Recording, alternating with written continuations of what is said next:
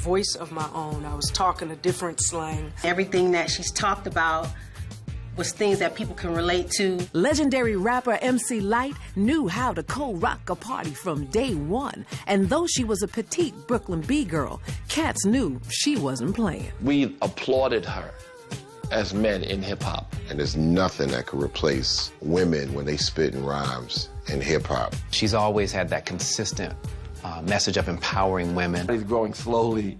She's growing leaps and bounds. On her fourth album, MC Lyte crafted an ode to the ultimate bad boy. Roughneck became Lyte's first top 40 single and an anthem for women everywhere. In addition to Roughneck's chart success, Lyte received a Grammy Award nomination for Best Rap Solo Performance, becoming the first female MC ever to be nominated. That was my first Grammy nomination, and it took place in New York City at Radio City Music Hall. MC Lyte was one of the first solo female MCs that came out on our own merit, and actually in the golden era, because before you had people like Sparky D, you had the Roxanne era, Roxanne Shante, the real Roxanne. You had before that, you had Lisa Lee and Sha Rock, but she was the first in the golden era with our own recording deal. In 1988, MC Lyte made history with her debut album, Lyte as a Rock, becoming the first female hip-hop artist to have a long-form album consisting of 5 or more songs. Besides being one of a few critically acclaimed female MCs, MC Lyte also stood out because of her voice,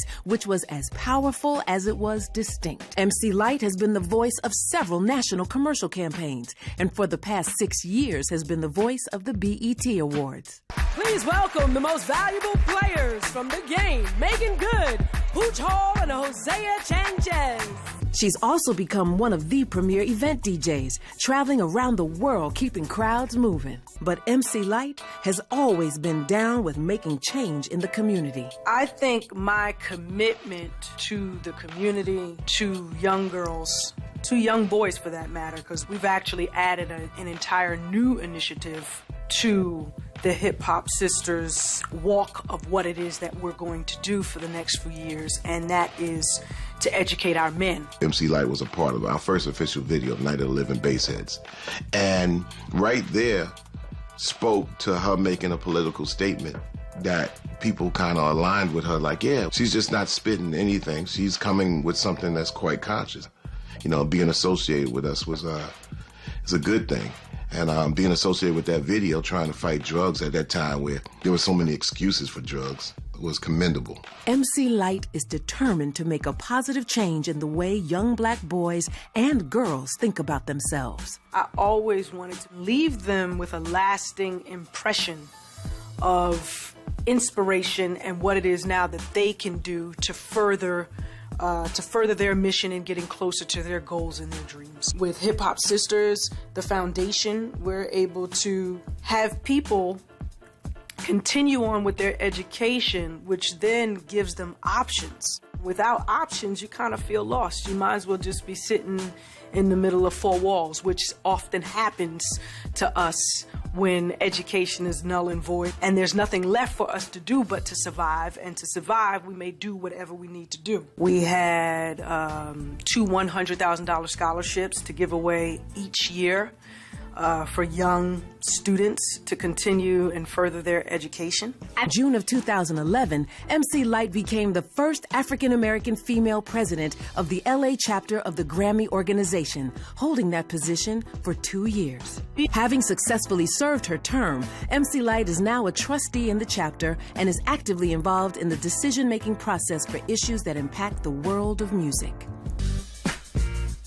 In a salute to helping young black men, MC Lyte called on her brother Common as part of their Educate Our Men campaign, done in conjunction with BET. I think it's more so about my agreement with God. And, you know, I always wanted to be an inspiration to other people. And I think finally I'm being the light that I always said that I was. But now I'm able to touch people in a positive way and leave them with a lasting impression of inspiration and what it is now that they can do to further further their mission in getting closer to their goals and their dreams. After 10 albums and 5 #1 hits, MC Lyte is a mogul in the making. A true hip-hop legend, philanthropist, actress, and voiceover artist. But what will be the legacy of this petite B-girl from Brooklyn? The legacy I'd like to leave behind is for the entire world to know that my mission doesn't stop with music, that it continues on. I want to be known as being much more of an integral part of people's lives outside of just music. I am hip-hop, will always be hip-hop. God bless y'all. Thank you very much.